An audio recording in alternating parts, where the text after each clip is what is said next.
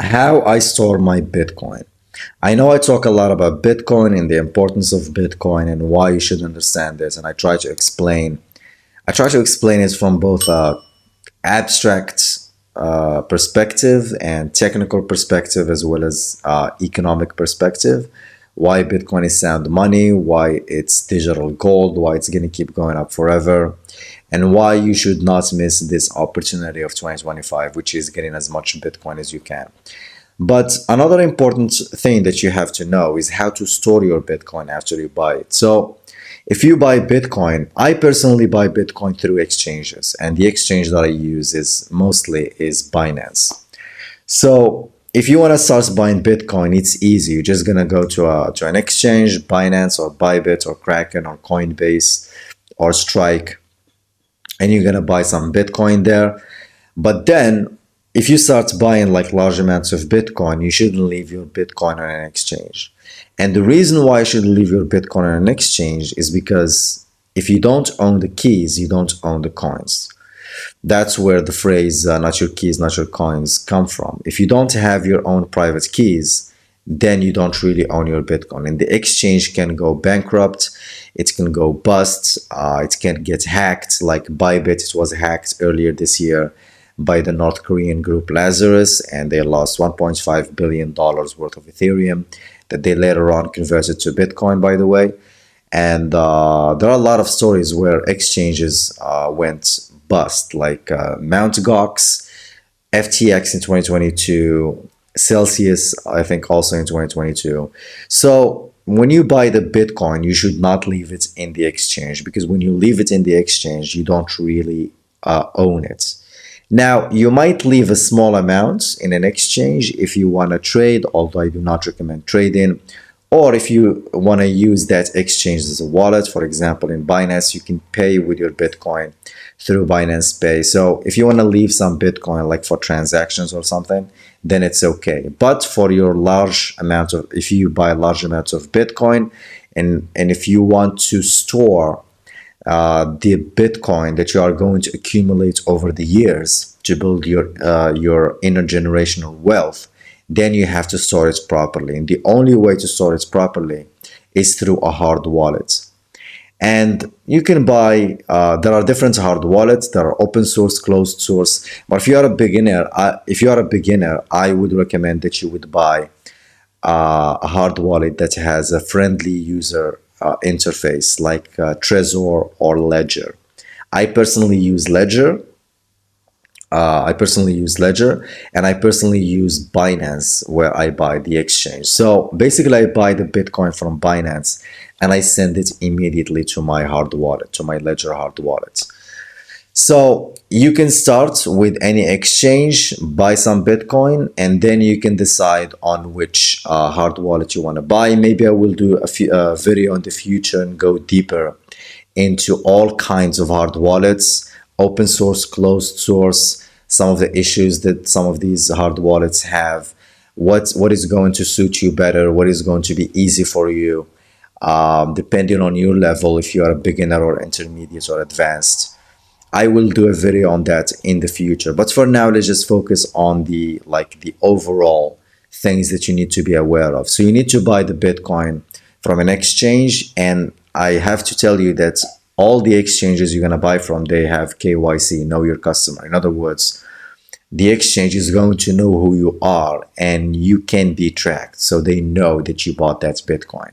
And once you send it to your hard wallet, it can be also tracked to the address of the hard wallet. Now, you can generate new addresses from the hard wallet. You can't do that on Binance in particular, but that's a different subject we can talk about on another video. So basically, the main point that you have to keep in mind is you don't keep your Bitcoin in an exchange. You use the exchange to buy the Bitcoin. You send it to your hard wallet. And then your hard wallet has basically two important, let's call them passwords. You have the PIN code with which you can unlock the hard wallet so you can sign the transactions. And then you have the seed phrases that comes with the hard wallet that you configure once you buy it. So what you need to keep in mind is that the PIN code is important. That's what you are going to use to unlock the hard wallet so you can use it. But what's more important is the seed phrases, either 12 words or 24 words. Those are the phrases, that's your private key. That's basically how you can access your Bitcoin. So even if you lose your hard wallet, like the physical thing, if you keep those seed phrases, those 12 or 24 words, you still have your Bitcoin. You can get another physical hard wallet and you can access your Bitcoin. So the important thing is how you can safeguard those words. And basically what you should do, now you can memorize it, but if you memorize the words, then maybe you will get kidnapped and they will try to put a gun to your head and ask you to say the words. It's better if you put them in different places and put some words here, some words there. Okay, so it's better if you spread, but you have to know where, and you have to, there are all kinds of techniques that you can do this. I might do a video on that in the future and go deeper into these safety tips. But the main point is that you have to safeguard those seed words. You have actually, when you buy the Ledger hard wallet, they give you 3 papers in which you can write those seed words, and then you can hide them in 3 different places. Perhaps you can even hide them in 3 different geolocations. So you can put one in a country, another one in another country, put half of those words in this place and half of those, or the rest of the words in another place. So you can scatter your keywords or seed phrases or whatever you want to call them.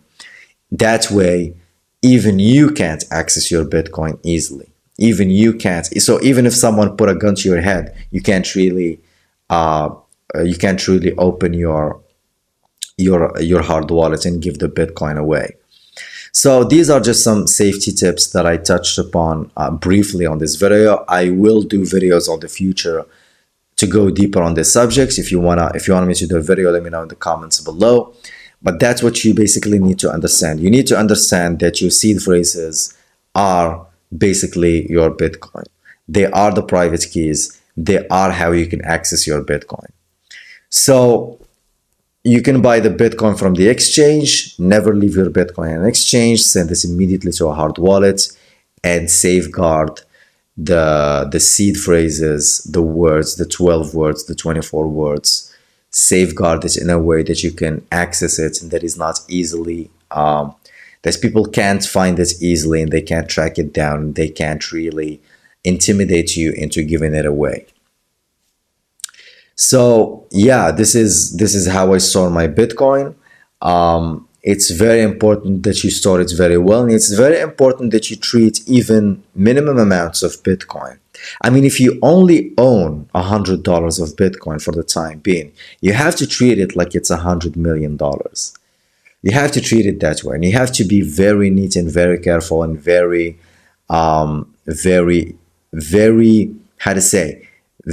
attentive to details, because your $100 today might become $100 million in the future. And when Bitcoin goes to $1 million, then people will start talking about it. And then maybe like people will try to hack exchanges. They will try to hack your Bitcoin. So you have to be really careful, and you have to really own, because now you are your own bank. You do not rely on any central entity to safeguard your money. You are your own bank. You are responsible for the safety of your own money, and you need to learn how to do it properly. You need to play with it. You need to experiment with your hard wallet. You need to experiment with exchanges, and you need to educate yourself. I'm going to be doing more videos in the future on Bitcoin safety and how to store it properly and how to store your private keys properly and all the difference between the hard wallets and so on. But for the time being, you have to treat the little amount of Bitcoin you have as if it's worth millions, because one day it will be worth millions. If you keep buying Bitcoin consistently, you will eventually become wealthy.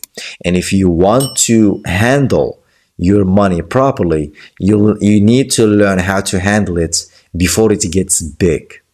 So you need to learn how to handle $100 before you can handle $100 million.